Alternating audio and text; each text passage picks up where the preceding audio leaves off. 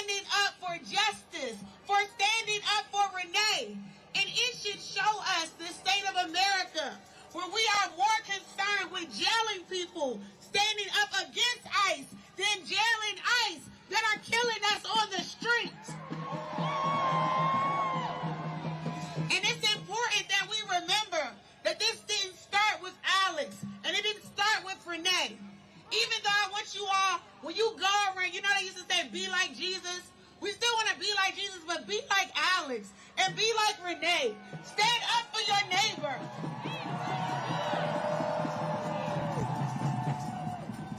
We have to look these enemies in the eye and tell them that they are not welcome here, that they don't get to terrorize our communities and make people stay in the house and afraid to go to work and afraid to go to school. Somebody say, that ain't right. Say, that ain't right. We gotta stand for something, you all, or we're gonna fall for anything. And what I want to remind you all is that this didn't start with Alex and Renee. And I also want to bring up Nikema Levy-Armstrong, Chantel Allen, and William Kelly. I was trying to think his last name, and then it's cold out here. And William Kelly, who were arrested also for standing up for justice, right? And it didn't start here. It started back in the 1800s with our indigenous brothers and sisters when they hung 38 of them right here in Minnesota. It started with Jamar Clark in 2015 and Philando Castile in 2016 and Justine DeMond in 2017 and George Floyd in 2020, and the list goes on and on. Amir Locke, his anniversary is coming up. And so I want to tell all of you who are woke now, don't ever go back to sleep. They're trying to demonize being awoke because they want you to be asleep.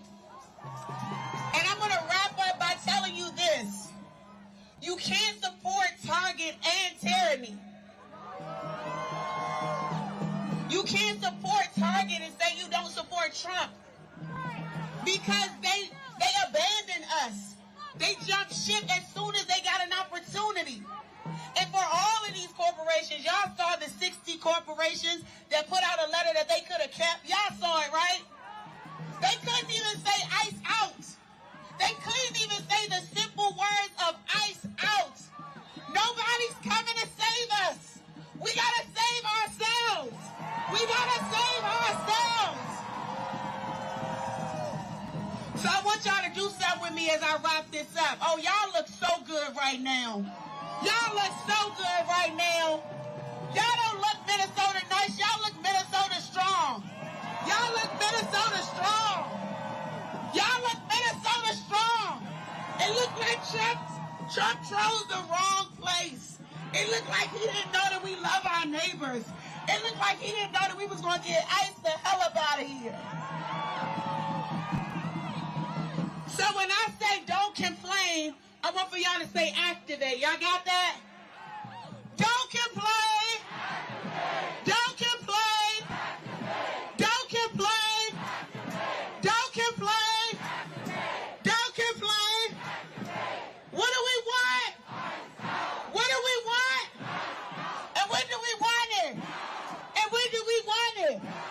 Grace and peace, Leslie E. Redman. I love you all. Let's stay connected. Follow me on socials, Leslie E. Redman. We got to demand justice for Georgia 4, Jamel Lundy and Trayvon Cruz, who are locked up right now just down the street for speaking truth to power. Grace and peace, you all. I am a revolutionary. I am a revolutionary. I am a revolutionary. And they can lock up a revolutionary, but they can never lock up the revolution. Leslie, who is the ex-leader of the NAACP here in Minneapolis, also spoke at the Press Freedom press conference earlier this morning. Justice for Georgia 4! We will be uploading those files either later today or tomorrow. Justice for Georgia 4! Justice for Georgia 4! Georgia Ford is the journalist that was arrested this morning along with Don Lemon for covering the church protest. As far as we know, there are charges haven't been released. We did hear from the attorney this morning during the press conference, and they didn't have an answer to what the charges would be. Justice for Alex Pretti! ICE out of our city! ICE out of our city! ICE out of our city! ICE out of our city! ICE out of our city! ICE out of our city! ICE out. It also sounds like they're shifting gears on opening a civil rights investigation into the officers that shot Alex Pretti. Not sure if that's just a superficial political theater that they're doing now because of all the pushback, or if they're actually going to open that investigation and look into it. Of New Justice Project Minnesota. Make some noise!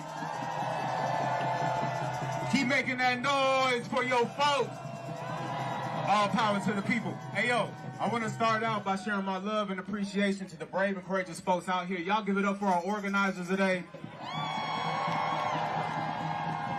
As a former educator, I am inspired. What I need y'all to do is look to the person to your left and tell them, I got your back. Look to the person to your right and you tell them, I got your back. Hey, yo, we are under federal occupation, y'all. A federal occupation that's looking to lock up our immigrant brothers and sisters, ship them away. They want them dead. And they want any of us that stand in their way dead. And we ain't going for that, because who keeps us safe? Who?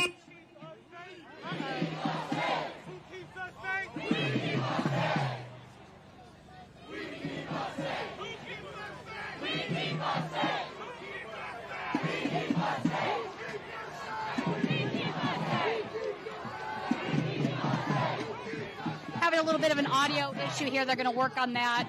But there are hundreds of people out here in the square already. We are live from downtown Minneapolis, Minnesota. This is the second general strike that we've had this month.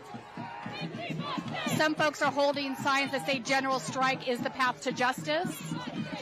I know that's right. Every single one of y'all are here today to keep us all safe.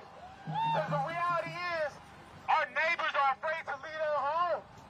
Our neighbors are afraid to go to work, to go to school, to go to the grocery store, go to church or to the mosque, because they're afraid federal agents are going to come and lock them up and they won't be able to get home to their loved ones. That shit ain't right.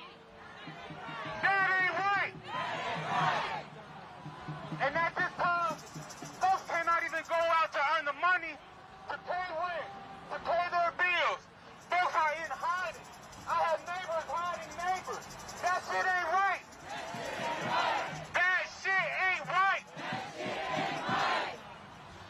Folks can't pay their rent. So each and every one of us need to be calling on Governor Walz to implement an eviction moratorium. When do we need an eviction moratorium? When do we need an eviction moratorium? Hey, yo, as a lifelong learner, I am watching history repeat itself. I'm watching slave patrols on our streets and in our communities. I'm watching slave catchers and military fatigue and military weapons putting fear in our hearts, trying to intimidate us. But right now, look around. Who's scared? We ain't scared. Who's scared? Who's scared? Who is scared? And ICE knows that we ain't scared. The country knows that we ain't scared. And right now, the whole entire world knows that we ain't scared. Say that shit again. We ain't scared. Corporate America has made over $20 billion off of this ICE shit. They have how?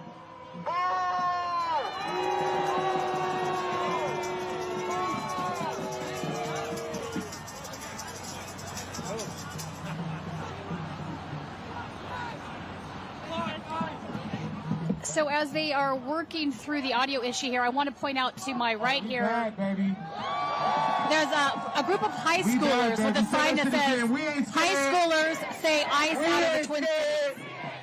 We ain't scared. Hey, yo, so hear me out. Now is the time to dig deep, y'all. Now is the time to build real multiracial solidarity, y'all. Now is the time to build real working class solidarity, y'all. And now is the time to lean into the international struggle, y'all. And I'm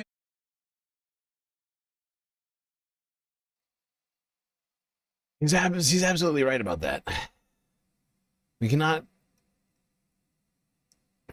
shy away from the international struggle while we fight this fight here at home. Very wise words. Okay, I am back. Sorry for the delay, everybody. I'm going to skip ahead a little bit in the video. See what else was going on at this protest. And boy, oh boy, were there a lot of people. My God, look at this. A sea of people. It's incredible. It's incredible the numbers of people that showed up to this thing. From a court complaint that is part of the Epstein release.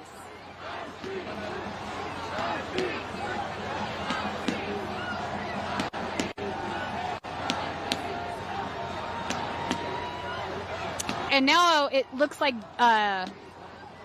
Jake Tapper is reporting that those files have now been removed by the Department of Justice. Maybe that was an oopsie that they released that, but it's already out there, folks.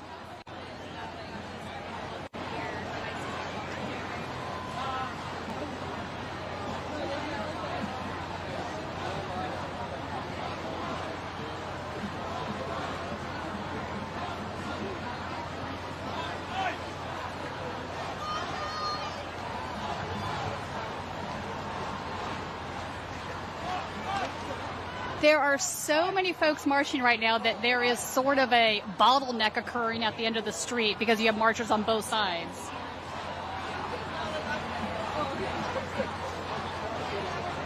We're going to stay on this vantage point for a moment longer on both sides so that you can see the extent of how many people are out here marching in downtown Minneapolis on this second general strike. Hi. One thing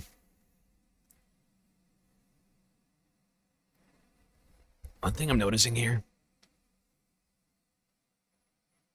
and I love seeing it as a galactic individual, this symbol, this is from Andor. We've been watching Andor in the Discord lately. This is becoming a symbol of resistance right here. I am feeling it. On this second general strike. Hi.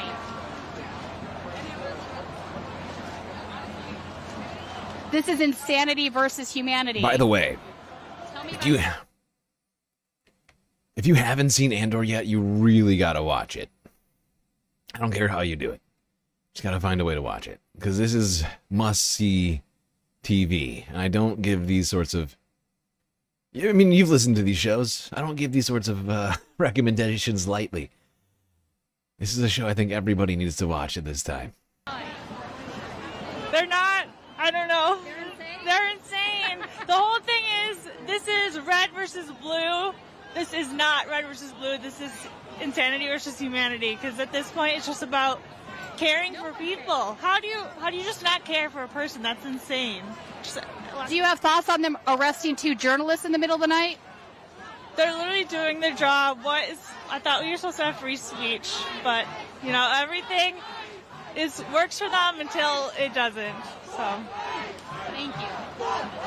So, point being that it's insanity versus humanity.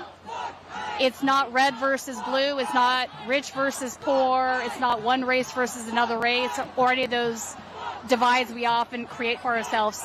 But we are in a period where it's absolutely democracy on the table, and either you're okay with ending democracy in the United States of America or you're not. That is pretty much the vibe that I'm getting for lots of folks here, not just her. A lot of folks are grabbing these flyers about the next meeting. I don't see this slowing down anytime soon.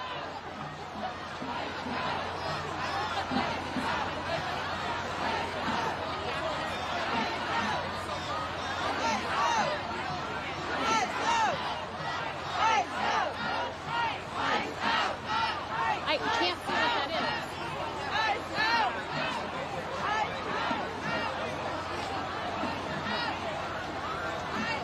Hundreds and hundreds of people marching through downtown Minneapolis right now for the second general strike. If you are just joining us, this is Tina Desiree Berg reporting for Status Quo News on the Midas Touch Network. It's very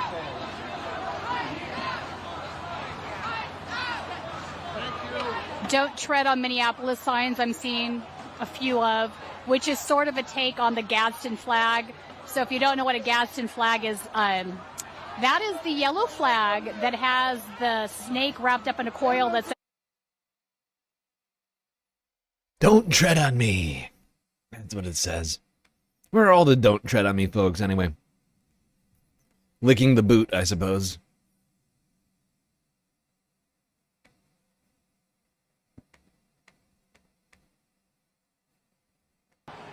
We saw your sign and thought it was great. So it says "No Kings" and the Trump cult. Due process for all, indeed. So we're... Oh, hi. I want to talk to you specifically about the Trump cult because I do think it's a cult. I do think it's a cult. Yes. Yes. Okay.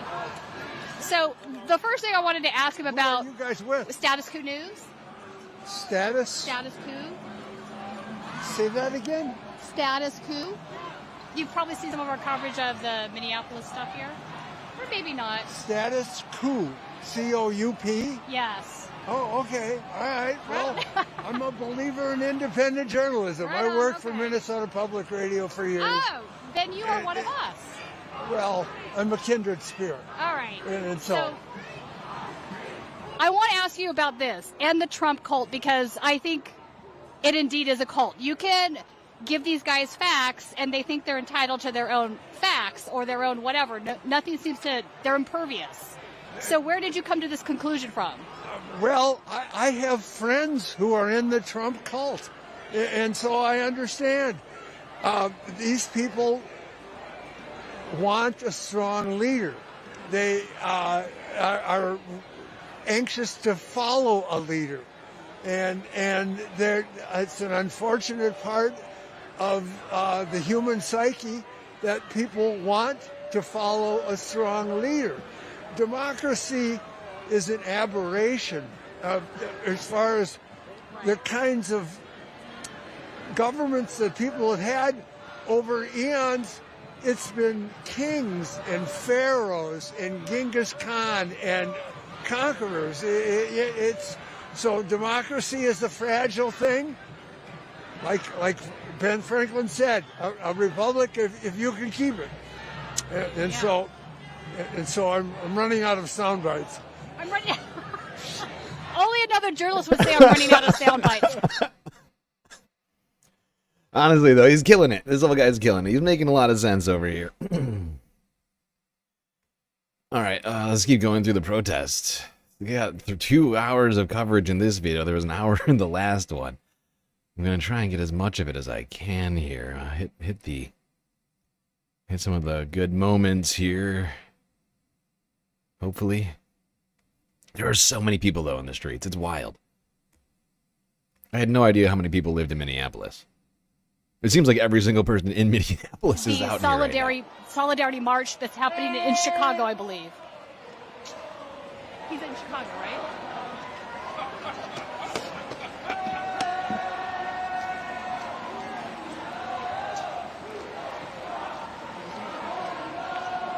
What are they singing?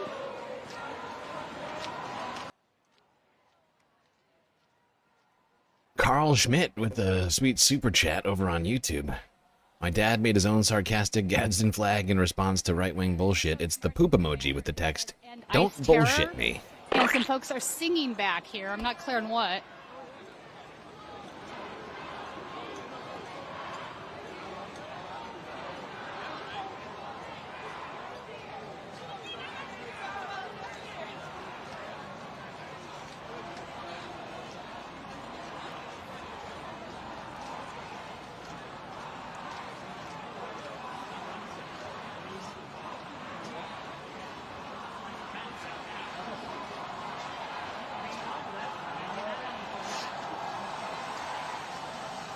So this is one of those indoor pathways that I mentioned earlier in the live stream. You can see people lined up along the inside across the street, holding up signs in solidarity with the marchers out here in the cold.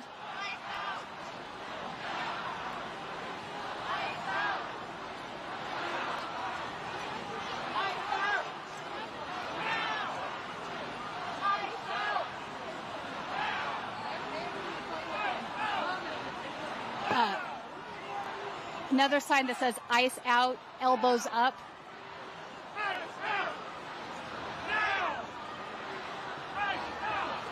Okay.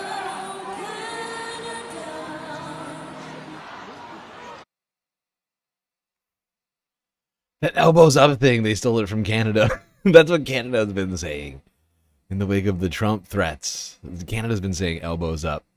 Minnesota, I mean, you guys are pretty close to Canada, so I get that. I get that.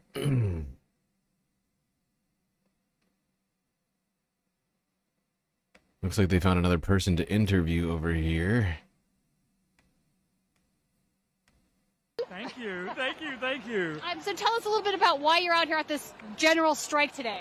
I've been out here, I was out here last weekend, and I came back here, and I was thinking about the music that we started, because I wrote a song last week. Like, where are the artists? Where are all the musicians? Where are all the troubadours, the poets that should be out here right now?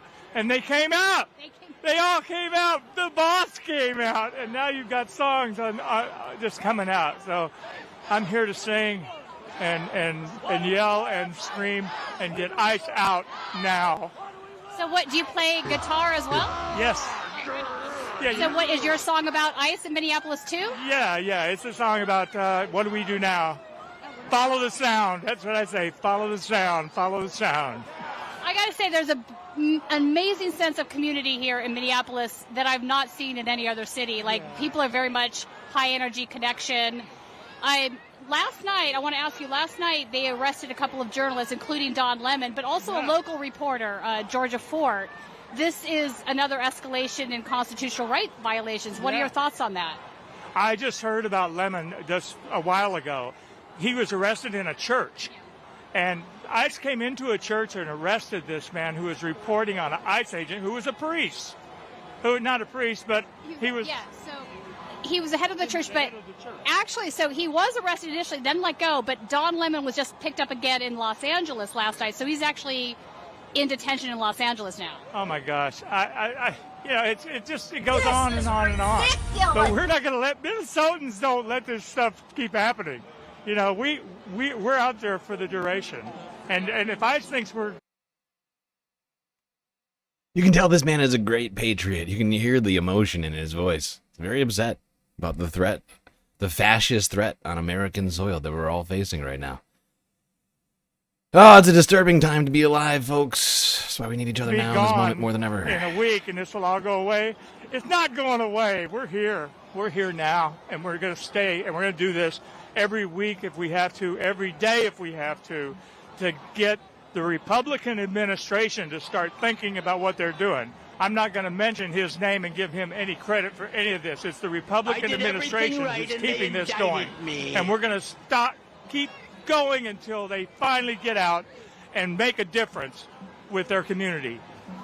Do you think there's as many people out today as there was last week? It's hard to say. It's starting to look good now, but I mean, I know there was about 50,000 I heard last time, or more, and you know, it just keeps coming. It keeps building. You know, there wasn't that many to begin with, but it just started building and building, and more coming all the time. So I would imagine in another hour there's going to be at least a half more here. So. And when is Bruce Springsteen actually performing tonight? I don't know. I don't know about that. Okay, I'm gonna keep going through this footage here. See what else Status Quo's been getting up to on the ground. Doing the good work. Talking to the people. Making sure that America can know what's going on in our streets. Something in this time we need more. Truly, we need more of, and more than ever. Sound like a broken record.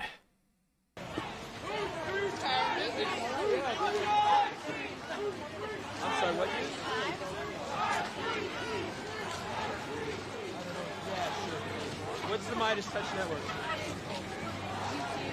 Media Sure. Hello, what is your name? My name is Trinity Ray. I'm feeling very tall right now, Trinity Ray. Really? Would you like me to, should I come up? Should I come down? I'll stand over here. I wanted to ask you, you've got the black flag that says resist.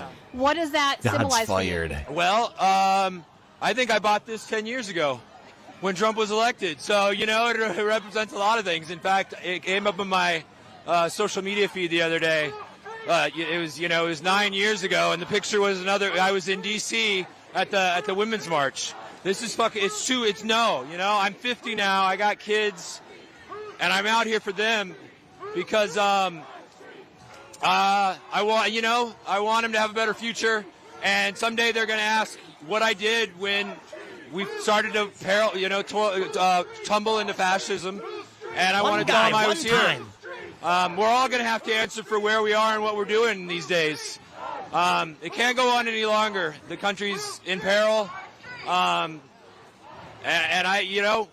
The only way we can do this is through this kind of collective action right here. This is what punk rock trained us for.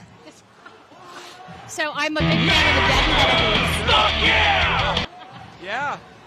Uber Alice? Several of them. I know. Somewhere in this crowd, I'd like to believe that maybe Henry Rollins is here, leading the march. And everybody's like, I'm too fucking old for this shit, you know? Except for these kids, which is good. But it's like, no more. There's a middle ground. There's a reasonable middle ground. You can be conservative, you can be liberal. We're all Americans. And today we're all, I think maybe Minnesotans. This is rock and roll. So, for example, I saw a sign earlier that basically said, no more insanity.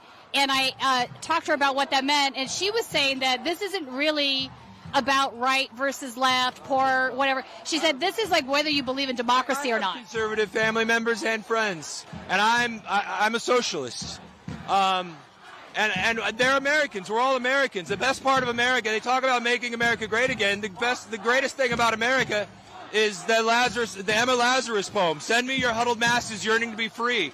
Go anywhere in the world. Come back. And you might not think we're doing things excellent all the time, but we're fucking trying, and we're trying. And we're the only country that tries. Don't take that away from us.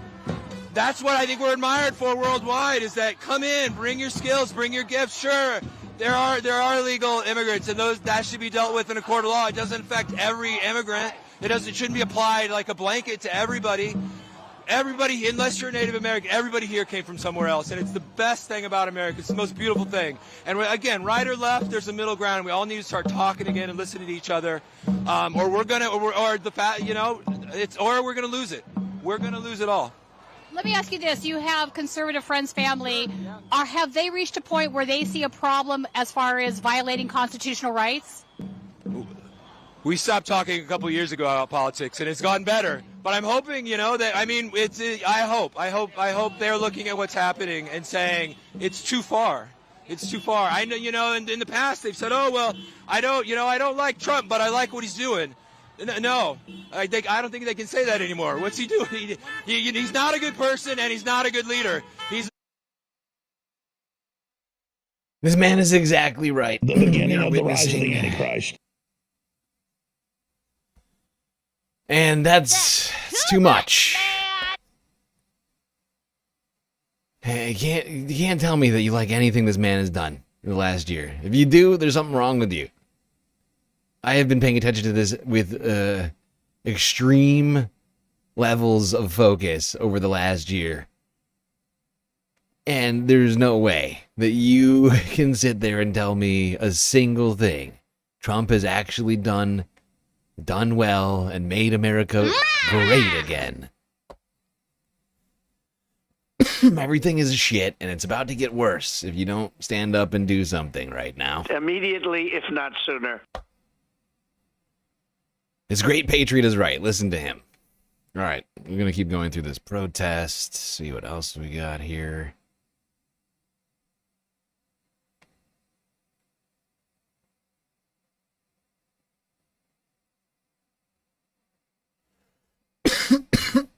Jesus Christ.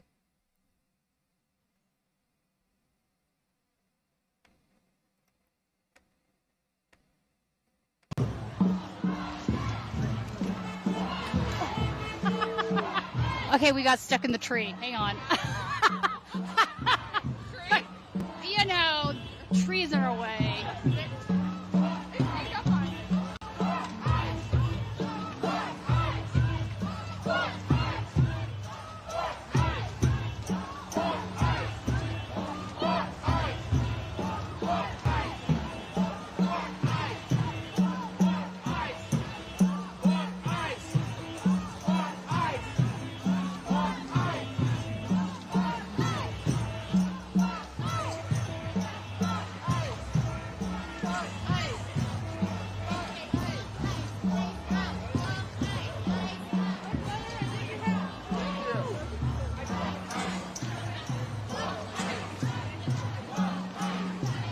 Trust your eyes, not the lies.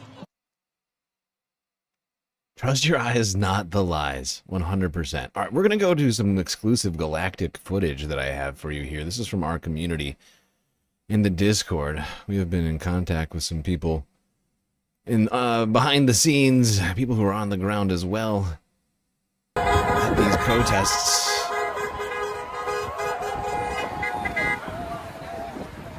Damn.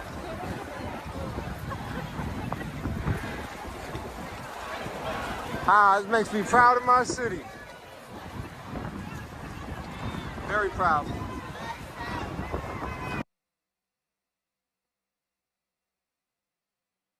It's a beautiful thing to witness here.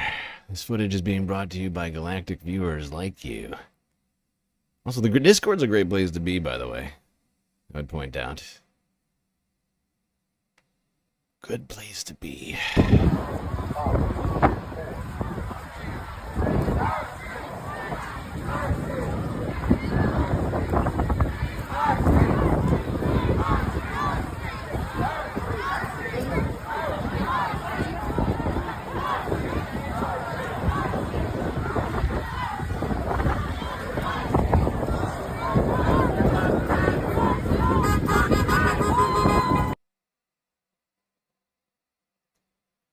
Well, there we go. Exclusive galactic footage brought to you by space fams like you. Thank you. You know who you are. Continue to keep your identity anonymous. I appreciate you. All of you out there doing what you can. You're all beautiful in my book, space fams. Oh, God. Have we finally gotten to this place? Great. Great. Let's talk about the leadership. Let's talk about the leadership in Congress. Oh. When I look at this news, I start having an anxiety attack.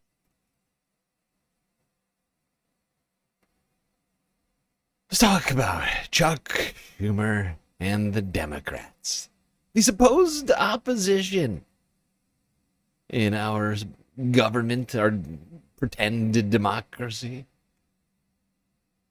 Let's talk about their efforts to thwart these illegal actions being taken by the Trump regime.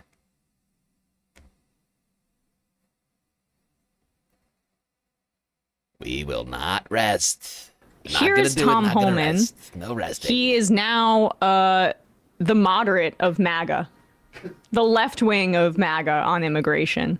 The guy who took $50,000 in a bribe in a kava bag is the moderating force on the Gestapo in our communities. Yes. He's the reasonable one. That guy. That's the guy who's gonna make ICE less corrupt. Yes, that makes sense. Numbers are so bad on this for Trump. You're seeing polling, it's just beginning to trickle out.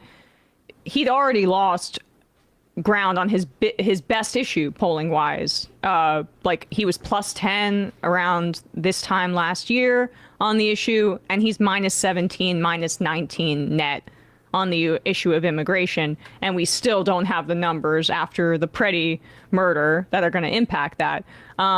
They're shuffling the deck chairs here to try to save the public relations of their violent thuggery. The phrase they're using is "we're not wavering," but the truth is that they've removed Bovino and put those guys on leave. That's a waiver, and also changed their story after saying he was there to massacre people. They are wavering. Now, whether it means anything, well, no, they're continuing their ethnic cleansing campaign. Exactly. And the point is that when your opponent's wavering, Brian, you're a fan of boxing, you're supposed to go in for the kill. The KO. You got to finish. Again, we're about to get to the Democrats. They're not there. That's not what they're doing. They're collaborating. Anybody can see that they're on their back foot. But and this is what they want. Listen to Tom Homan saying here as he announces that he's basically taking over these operations in Minneapolis, and that Bovino's out. He's the new guy in town, and he's gonna make sure that these ICE operations are on the up and up. Here's Tom Homan. I do not want to hear that everything's been done here has been perfect. Nothing's ever perfect. Anything can be improved on. And what we've been working on. Give me a joke. Is making this operation safer, more efficient, by the book. The mission is going to improve because of the changes we're making internally.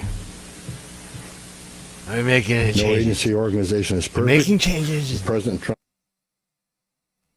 Now, nobody was perfect. Nobody's perfect, but we can do it. We can do it. And we're gonna make a lot of improvement, okay? If you believe me. I'm the guy who can barely put together a word. I, along with others in the administration, have recognized that certain improvements could and should be made. That's exactly what I'm doing here. As such, in meetings I've had with federal law enforcement managers, including ICE and CBP and other federal partners, as well as state and local officials, I have conveyed the President's expectations with regard to federal immigration enforcement efforts. We will conduct targeted enforcement operations. Targeted. Will schools be targeted still? I would like to point out, this was from Thursday. In the last 2 days, we've seen ICE operating in the middle of the street again, doing all sorts of lawless thuggery still. So nothing has improved since old Homan took office, took charge, took the reins of whatever you want to call this. I mean, he's been in office all the time, but... It's like anybody who actually expected like a dramatic shift was deluding themselves this whole time. Been saying it since the beginning. This would mean effectively nothing. Can we It's literally like it's a vibes based situation.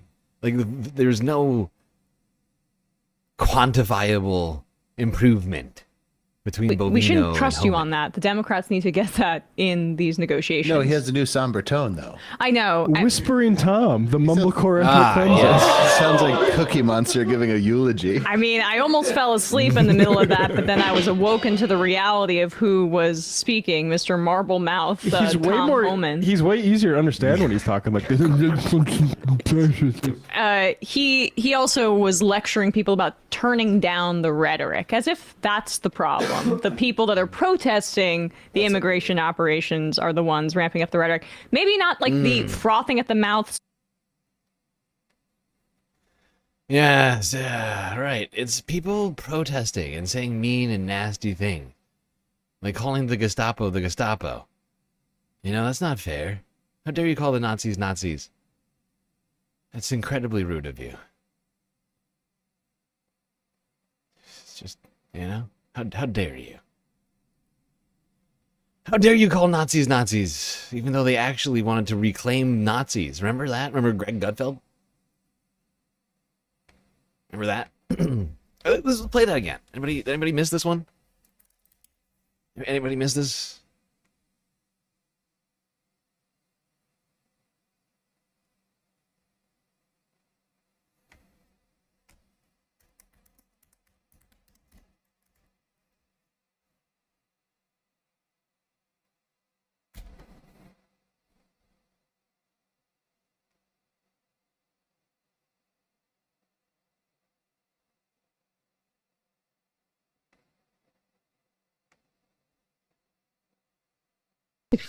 This is why the criticism doesn't matter to us when you call us Nazis, Nazi this, Nazi that.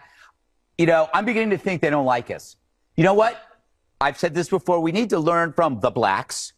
The way they were able to remove the power from the N-word by using it. So from now on, it's what up, my Nazi? Hey, what up, my Nazi? Oh my God. Hey, what's hanging, my Nazi? Not Nazi, please. I'm Nazis. Thank God you did a hard eye there. What does it tell you? This is why the criticism doesn't matter. Oh, so funny. We're going to reclaim the word Nazis. Yeah, well, sit in that. Enjoy it. We're going to keep calling you Nazis because that's what you are. A bunch of fucking Nazis. And Democrats are collaborating with the Nazis.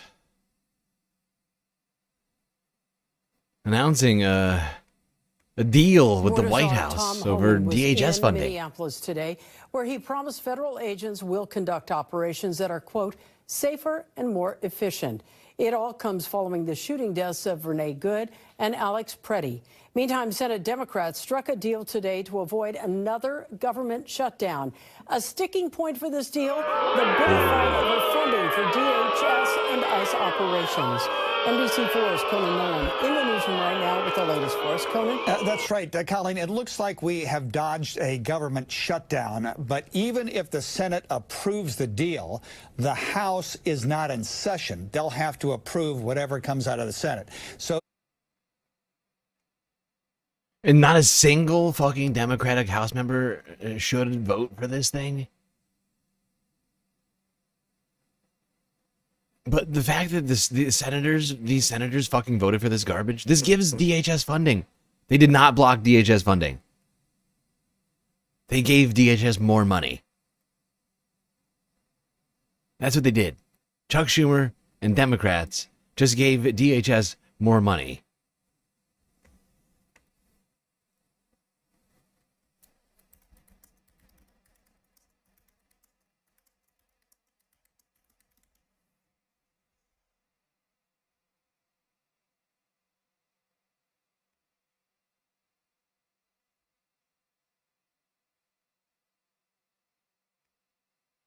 I'm trying. I gotta find the fucking list of people. Is it these assholes?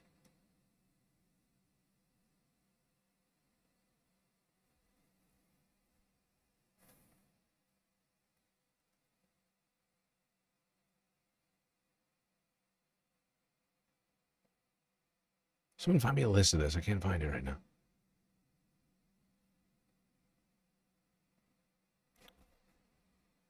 These people need to be voted out. Not a single cent. That's what everybody on the ground was saying. Every protester was saying. Every single person with a conscience was saying. Not another cent. And what did they do? They gave them millions more dollars. Millions. I think billions more, actually. I'm trying to think how many, 2 weeks? I think maybe billions of dollars. How much is their funding on this year? Either way, they just gave them a fuck ton of money. Unacceptable. Get voted out. Every single one of these motherfuckers deserves to be voted out. Garbage humans. Every single one of them. They won't be back until early next week, so we may have a small government shutdown over the weekend. Now, the Democrats have not dropped their insistence that ICE agents change tactics, particularly with the administration now on the defensive. Yeah, I don't give a fuck about tactics. We are dismantling ICE. We're done. We're done playing that game. I don't give a fuck about body cams or restraint or training. These pieces of shit need to go. Every single one of them needs to go on trial. We need investigations into this lawless agency that needs to be shut down. Not another cent. We were not joking. I was not joking. I know that much. I wasn't joking. When I said it, I know I wasn't joking.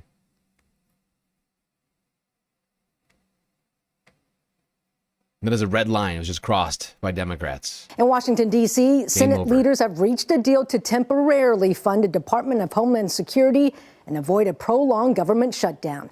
The measure funds DHS for 2 weeks while lawmakers debate over ICE reforms. Democrats want to see changes in ICE tactics, including tightening the use of warrants, making agents remove masks and wear body cameras, and enforcing a code of conduct that's comparable to other law enforcement policies. Members are working on moving forward on a deal to fund the government and working on legislation desperately needed to rein in ICE's abuses.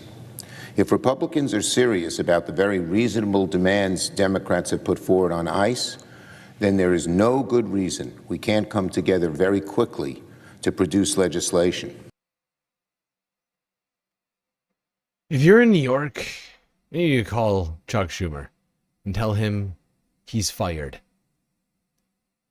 He better start packing his bags, because you're done. I'm done. I know I'm done. And anybody else who voted for this, and if you're in that state, you need to call your senators. And also call your Congress people immediately and tell them, do not vote for this fucking bill. Do not give DHS another penny. Fuck this lawless organization that's running roughshod on our goddamn constitutional rights. You will not have it. You will not stand for it. And it's un-American for them to vote for it. If they do, you will do everything you can to support their primary challenger in this year's race. Which is only, I mean, mostly just, that's the House that you gotta talk about, because most of these senators who are voting for the shit are not up this year. Unfortunately, we're gonna have to wait until 28 for a lot of them. But we're making a fucking list. And we're gonna laminate it, and we're going to nail it to our walls every time you walk out the door. I want you to be thinking every name on that list: Angus King, Chuck Schumer, Gene Shaheen. I want you to be thinking every single one of these pieces of shit. Dick Durbin, every single one of them needs to feel the wrath of the voter for their collaboration with this fascist regime. It's on us to hold them accountable as the voters.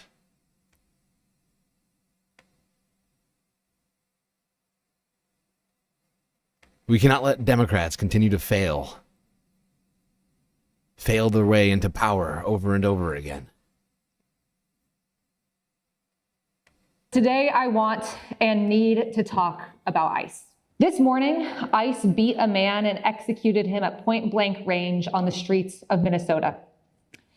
We all know that this isn't the first time they've done this, and in this current climate, it won't be the last. And maybe I am the strange for thinking this, but I don't know how any Democrat can talk to any voters today and mention anything else but this. We can all speak the lines, we can go through all of the motions, but it is not enough anymore. Saying abolish ICE isn't enough. Voting against ICE spending isn't enough.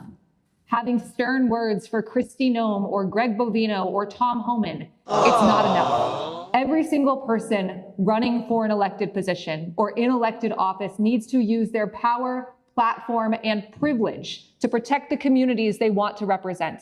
And we need a promise from them to prosecute and try every single one of these criminals, everyone, and make sure it happens.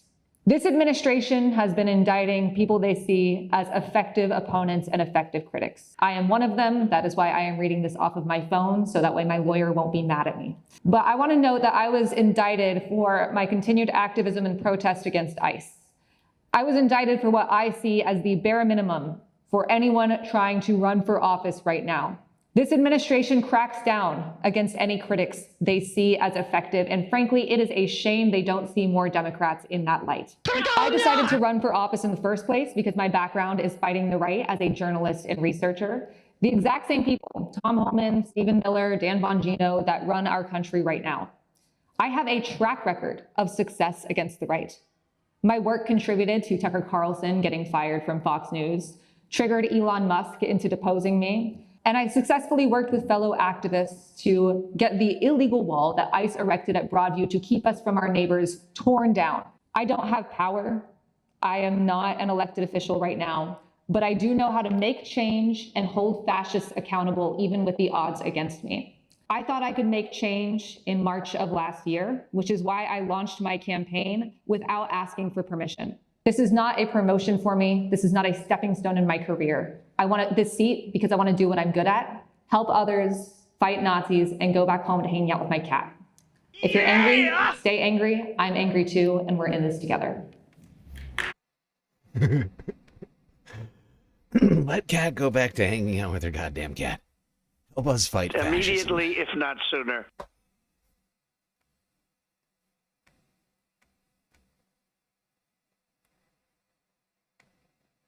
All right, we're going to move over to the storm. We're going to cover the storm, and then I think that's going to conclude our stream for tonight. I'm exhausted.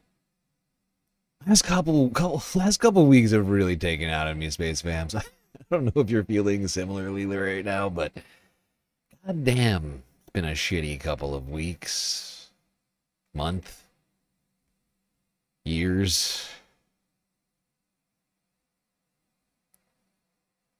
All right. Now we've all been, well, not all, but nearly all of us have been under very serious winter weather. Freezing cold temps, snow, ice.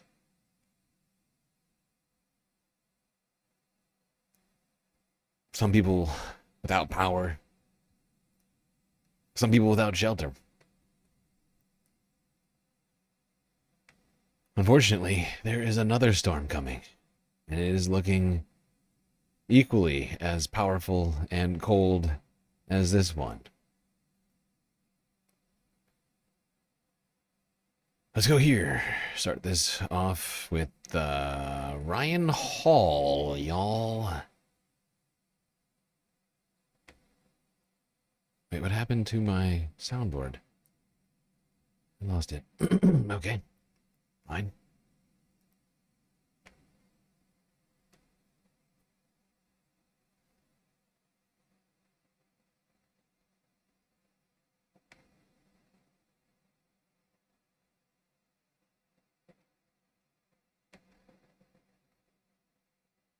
It's Thursday, January 29th, 2026, and it's official. We've got a bomb cyclone on the way, potentially impacting millions of you with heavy snow and strong winds, so let's talk about it. All right, so the signal we've been watching all week is now official. I think that we can very clearly say that a major coastal storm is going to form off the southeast coast this Saturday, and the headline here is going to be bombogenesis. I know we talked yesterday about how that kind of sounds a little hypey, but it's real. Bombogenesis is a real thing. It's whenever a low-pressure center rapidly drops at least 24 millibars in 24 hours. It's just a sign that the storm is going to get excessively strong in a short period of time. And what usually happens here is somebody gets absolutely plumb smacked with snow and wind. What's going to be different about this one versus the last storm is the wind. We're going to see a real blizzard somewhere, potentially in the Outer Banks of the Carolinas, which is pretty crazy, but also the potential is there for the Cape Cod area. We're going to see this low forming off the Georgia and South Carolina coast early Saturday, intensifying rapidly Saturday night, and then passing just southeast of Cape Cod by Sunday morning. So it's going to move pretty quick once it intensifies. And that's why on Saturday into Sunday, we have an enhanced risk of at least moderate winter storm impacts from Columbia, South Carolina, up to Asheville, over to Greenville. And yes, Richmond and Virginia Beach, you are included in this, and Charlotte, Raleigh. There's actually quite a few people in this purple zone here. And if you are one of those people, get ready for the snow. This is not going to be an ice problem. This is not going to be a freezing rain or sleet problem. This is Snowtown, baby. And then as the storm travels up the coast between Sunday and Monday, our risk area gets a little bit farther off the coast, but there are still some places that'll see some snow and some impacts from this. We're talking about potential flurries and coastal flooding from Washington, D.C. all the way over through the entire state of Delaware, and then New Jersey, New York City will get in on some of that as well. The real snow might be possible over here in extreme southeastern Rhode Island. Of course, Cape Cod. It's possible that Boston sees some snow, but the worst of it is definitely going to be from Cape Cod up to down East Maine and then up into Canada. Here's a thin band of snow around 10 a.m. on Friday morning forming over my area. This is going to be the first step of what will eventually become our multi-phased big-time storm system. Watch how that turns into moderate snow over the northwest side of the Appalachian Mountains. In Kentucky. Interesting. All right, we got updates on this storm, so I'm gonna skip ahead a little bit. Let's just look at how people are handling the storm currently. The conditions on the ground right now. Tonight, the race to restore power in the south from the air, with repair crews using helicopters, and on the ground as nearly 400,000 people remain in the dark. At least 68 deaths are now being blamed on the dangerous winter weather nationwide as snow, ice, and freezing temperatures take their toll. You would think some number of these deaths were preventable if FEMA had mobilized on time, prepared themselves for this storm, rather than completely shirking their responsibility and their duty to the American people, doing fuck all until the night of. I don't even know if they did anything. FEMA's getting billions of dollars from your taxpayers, and they are doing nothing. You thought it was bad under Biden? I'm staying in the race. On the dangerous winter weather nationwide as snow, ice, and freezing temperatures take their toll. Watch as the roof of this rodeo arena in Arkansas collapses from heavy snow, and as more drivers take to the roads, accidents piling up. In Mississippi, dramatic new video shows multiple cars already in a ditch on the side of the road. Then watch as this SUV loses control, slams into a truck, and adds to the pile. Jesus in Indiana, Christ. icy roads causing this big rig to turn over on its side. In Tennessee, Nashville Electric Service today reporting more than 300 power poles broken and 900 crew members working on repairs.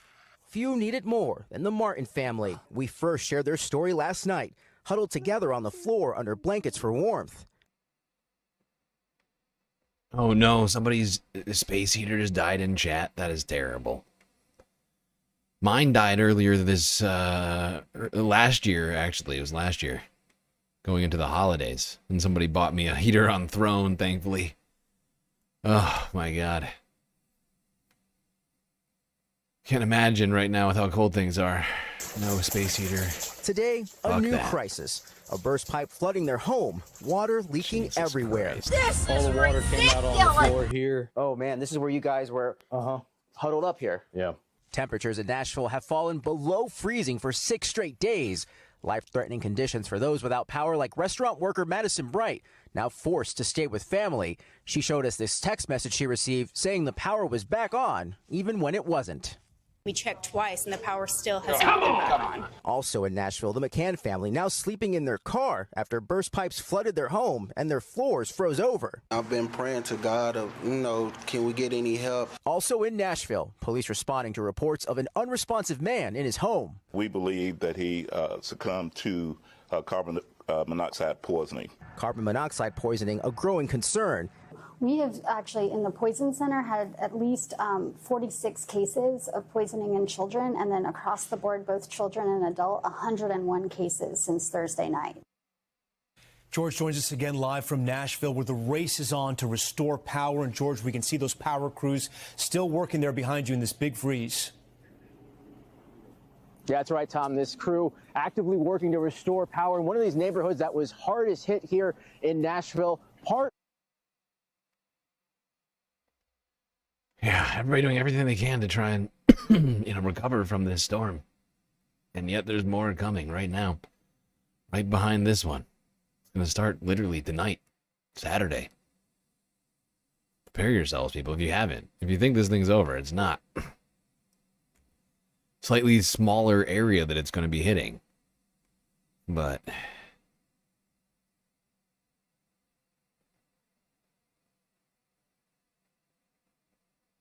I just want people to be safe. Speaking of cleaning up and trying to get things back to normal, one man took it upon himself to clean up. Where was this? Kentucky? Can't remember where this was. Missouri? KSDK News yesterday. One man with a plan. Fuck yeah! Help doesn't always come with applause. Sometimes it comes with effort and a desire to help others. Tonight, Dogtown neighbors are singing the praises of a man with a skid steer. That's the small construction loader you sometimes see on job sites. He plowed their narrow streets for free. And when 5 on Your Side saw the videos of him online yesterday, Tracy Henson tracked him down. Tracy?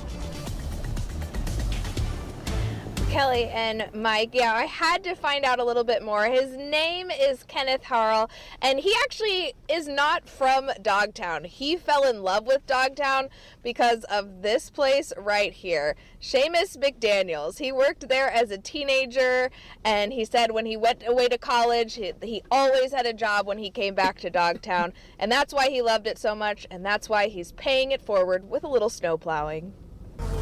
Yes, sir. Appreciate you. Kenneth Harrell appreciates all of Dogtown, which is why he spent the last few days doing this. This one specifically was $500. He rented the Bobcat-style skid steer loader with no intention of ever being paid back. Originally, we were putting out a crew to hand shovel, and we were charging for the sidewalks. The crew being him, his sister, and his nephew, who in warmer weather work for the family business A&K Concrete. And it just didn't make sense to me that people could get out the house but not off the street. So we took the money that we made from the hand shoveling crew and we rented a machine, and I just went clearing streets. And that's when pictures and videos of him plowing the narrow Dogtown streets started making the rounds online. Even our interview Wednesday mentioned him. I know there's someone running around in Dogtown with like a Bobcat style thing. Kenneth did make it down Chandler's narrow street. People were asking what we were charging. I didn't really know what to say, so I just kind of a donation or deal, I guess. Just whatever you could afford, let's just get everybody out and moving around. Karen Wiley-Vales needed the parking spots cleared in front of her restaurant, so she messaged Kenneth. He inboxed me today and said, I'll be there shortly. I'm like, yeah. So no, but this is what community looks like. But is Kenneth's vigilante-style street plowing allowed? I asked the City of St. Louis Streets Commissioner Kent Flake. I mean, if they're helping, I'm not going to tell them no. There you go. There you go, Space Fams. A true American patriot. Keeping the St. Louis economy running on his own. Taking to the streets. Renting a Bobcat with his own money. And clearing snow from one street to the next. It's a sort of dedication I can appreciate. Okay. Okay, let's go to Chicago. They too are under a wintry blanket of frozen water. Winter is coming.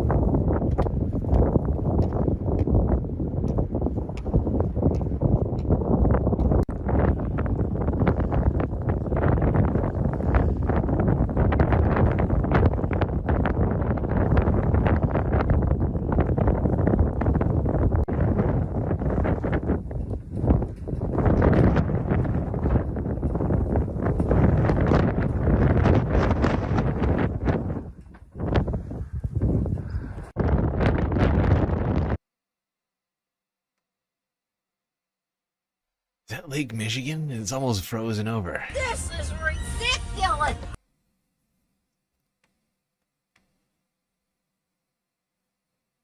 Dude's cross-country skiing. Yeah, he was absolutely cross-country skiing. 100%. I mean, it's that weather, isn't it? Winter is coming. Winter is here. No, it's here, I said. Present tense. Now, perhaps the cold and the weather, the snow, it's getting you down. You find yourself struggling to stay positive and optimistic in this difficult time. Well, ABC 7 New York has some Many of us, this cold suggestions is for you. Exhausting, and as Lee mentioned, the freezing temps, they're not leaving anytime soon. Yeah, and if you're feeling cold fatigue, you are obviously not alone. Experts say the frigid weather impacts not only our physical health, but also our mental health. Eyewitness News reporter Kimberly Williams is a psychologist about the weather's impact on our health. She's live in the Flatiron District. Kimberly. Well, David and Liz, if you're feeling sluggish, even though you're getting enough sleep, a bit irritable, and a sense of dread, you are not alone. Experts say being in frigid temperatures like this for a prolonged period of time affects about 40% of people who say their mood definitely declines. Next to those in the Midwest, people living here in the Northeast feel it the most. You may be sleeping more and even lost interest in hobbies you typically enjoy. A leading clinical psychologist at Northwell Lenox Hill Hospital says, do not ignore how you're feeling. Dr. Naomi Torres-Mackey shared some pretty simple things you can do to lift your spirits as we all navigate these brutal temperatures. She suggests getting outside as much as possible during daylight hours. She points out sunlight tends to boost serotonin levels and can positively affect your mood. Another critical thing she says you can do, she says, practice acceptance. Unfortunately, we can't change the weather. So rather than resist it, try to embrace it. And I think you'll find that mental shift, however hard it can be, can go a really long way in your feelings about the cold and therefore the way the cold impacts you. I'm staying inside and crocheting and using my space heater to warm me up a little more, using my oven. Yesterday I went to the Botanic Garden to go to the indoor tropical room just to get some warmth. The indoor tropical room. Cut the spa. Oh my God. It's true though. It's a tough time. We need whatever we can find. Mind over matter, says that one lady. Just embrace the cold. You have a mental health problem. Just embrace it, she says. But yeah, I mean, it's freezing cold out I there. look at this news. You I look at start the having an news. anxiety attack. Start having an anxiety attack. Maybe you just need some R&R, perhaps. Somewhere else you can go look at this. Right now it's peak sauna season, and many regulars and first-timers are heading to Bath House. We stopped by the Flatiron location, which was buzzing with people. Folks were relaxing in saunas. Some heat up to 185 degrees. There's 6 pools ranging from about 50 degrees. That's the cold plunge to 104 degrees. They all 104 degrees. That's hot. Day passes for this really hidden gem that is good for your mind and body. If all else fails, Dr. Torres-Mackey says keep this in mind. She said make it your new mantra. Winter always ends. All right, everybody, that's the mantra. Winter always ends. I guess technically, Dr. She's right to some degree. Unless it doesn't, and an ice age comes. A new ice age as a result of climate change. The shutting down of the AMOC. It's possible winter will never end.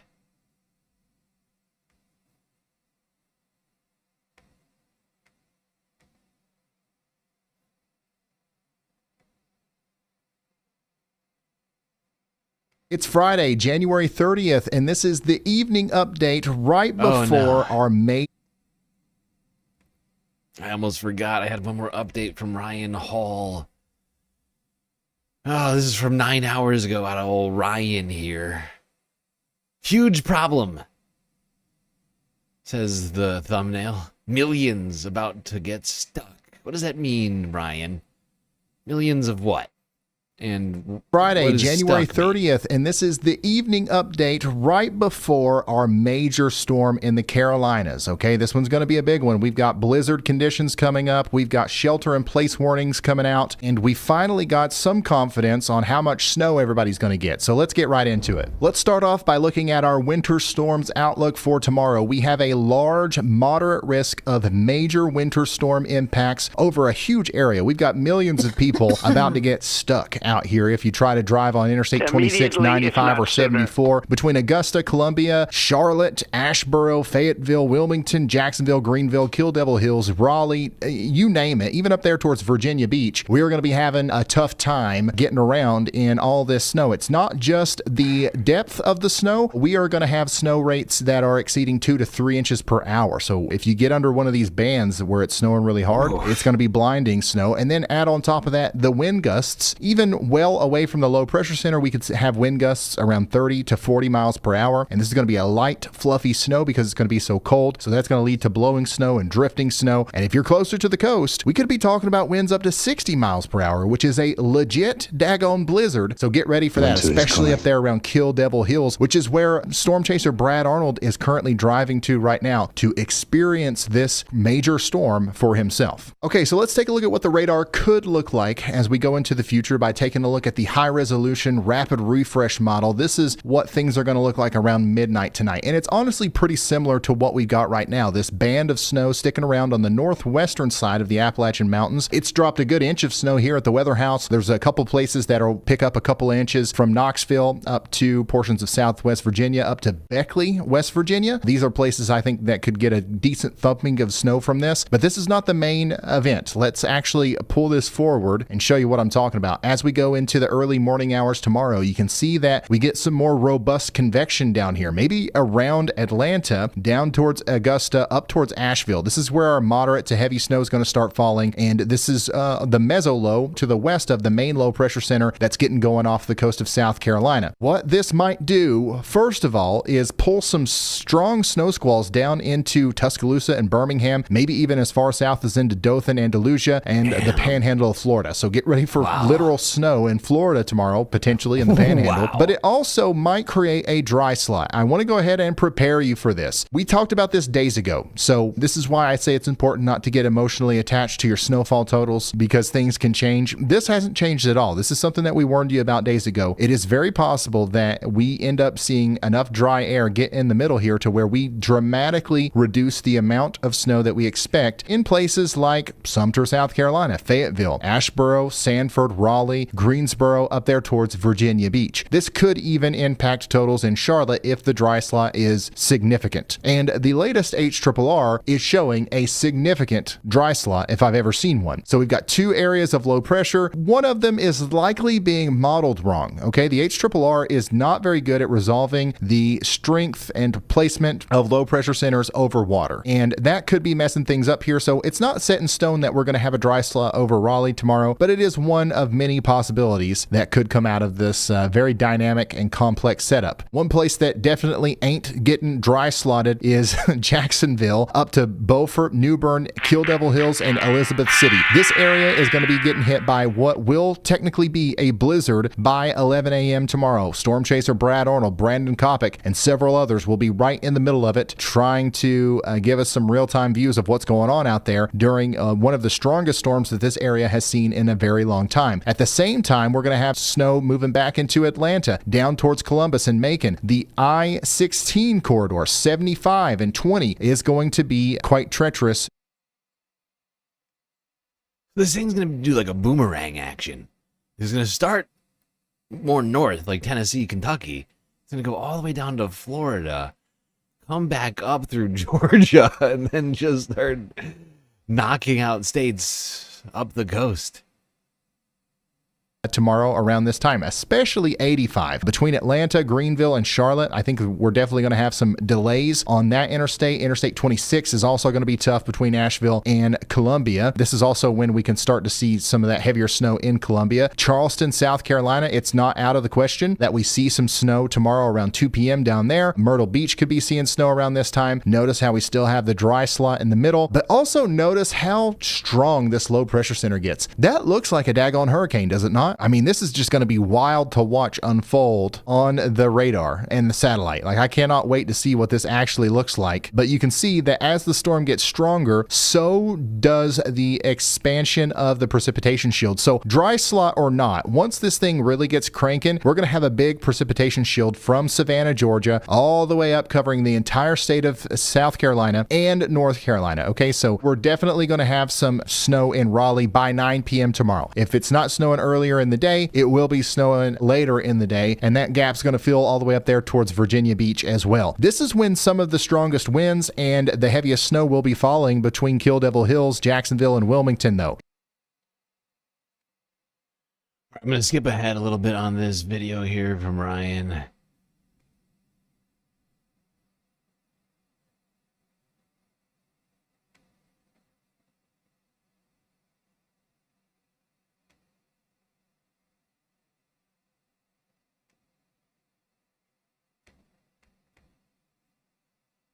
Picking up in eastern North Carolina, potentially around 5 p.m. tomorrow. This is when we're going to have gusts getting between 35 and 55 miles per hour from Myrtle Beach all the way up towards Kill Devil Hills. And we're going to have strong winds up there around Virginia Beach as well. Notice that wind field expanding as we go into 9 p.m. tomorrow. This is where things get pretty crazy. Even up here in the mountains of the Appalachian Mountains, we're talking about some places getting up to 50, 60 mile per hour winds. The whole state of Georgia will be experiencing 40 to maybe 45 mile per hour wind gusts. 60 mile per hour winds? Damn. That's like a hurricane. It's like a low-level hurricane. 60 miles an hour? It's like a cat. It's like the entire a cat state 1, of Florida will be getting hit by some strong wind gusts. The area that we're most focused on right now, once again, is out there on the Outer Banks. It's going to be snowing heavily, and the wind is going to be gusting potentially over 60 miles per hour by 11 p.m. The strongest winds will hit the Outer Banks more than likely.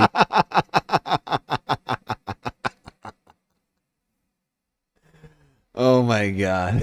I did not think, oh my God. You're right. Accept the dry slot. I do. He did say that, didn't he? He did say that. He said those words. Accept the dry slot. I do. I accept it, so should you. Would you jump up? Doesn't sound right. It doesn't sound right. Around 3 a.m. Sunday morning, 65 to 75 mile per hour wind gusts, hurricane winds, and snow at the same time in North Carolina. And these are onshore winds. So not only are we going to have snow coming down like crazy, we're going to have hurricane force winds and coastal flooding. So we're going to have huge waves crashing up against the coast. All that sea spray is getting frozen. I honestly, it's going to be crazy. It's going to be crazy what we see from Storm Chaser Brad Arnold. And this is why we have shelter-in-place warnings in place for a lot of the eastern side of North Carolina. The closer you are to the coast, the worse off it's going to be. And once again, this isn't going to directly affect the rest of the coast up the northeast side of the United States, but all this wind is going to drive potential coastal flooding problems all the way up to Cape Cod. How many snowflakes are we going to get? Well, in Charlotte, on the high end, I think we could see 8 or 9 inches of snow. I think that up here in the higher elevations of the Smokies, we could potentially see up to 16 inches of snow. I think. Jesus, 1.5 feet. Woof. Massive snow potential here. You can pretty clearly see with the legend. The purple, 7 inches. The pink to the magenta is like 13 to 20. You can see a bunch of pink areas going on through here along the border.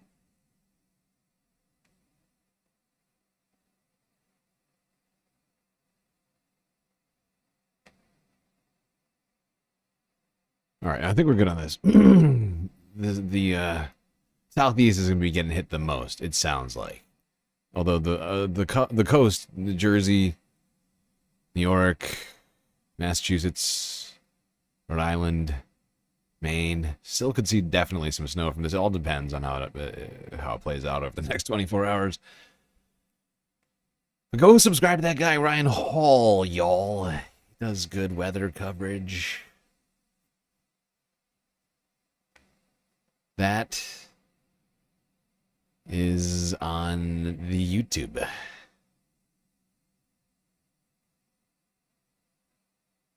That's on YouTube. That's on YouTube.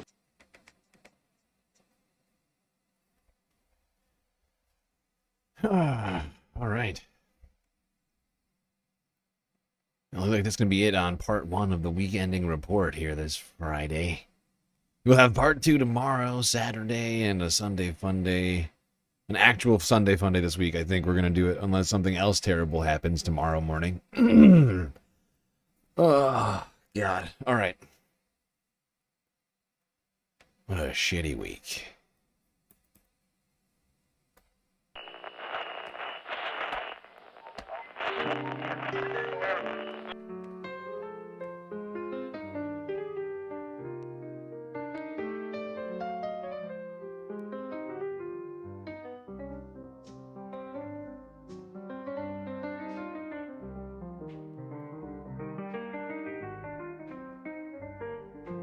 Well, we got through another stream. It was quite long and also difficult, but thankfully we had each other to get through it. That's gonna be it for me tonight.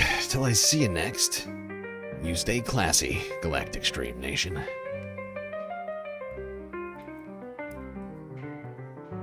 Can't forget this. These are your galactic patrons. Gabby, Goth Dogs, Aaron W, Schmegley, PB, Midi, Afroponics, Normal by Nature, Interplanet Janet, Godcat, Robot Cat, Disco Wolf, Callie Braiding, Sammy, Geodragon, The Anti-Corporatist, Obsessive Audio, Moen Noip, Nadia, Choki, Skelt, Selena, Omega Star, Sasha G, Pitchforge Dragon, Vincent Morales, Donald James X, Evan from Portland, Lovely Pariah, Mish, Becky, Decipher, Icebreaker, Columbia Rica, New York, Willen, Detroit, Sisyphean Task, BC, Free Palestine, Hermit Horologist, HBX, Manda, Lori Lunchmeat, Carl, Gaslightocracy, Paige Larson, Frizzla, Benny Hanna 99, Dark Sparkle, CJ from the 6, The Reference Frame, and Glitchmaster. That's right, all these people here have helped produce the show which your eyes and ears just got done enjoying. You can too for just a few bucks a month on Patreon.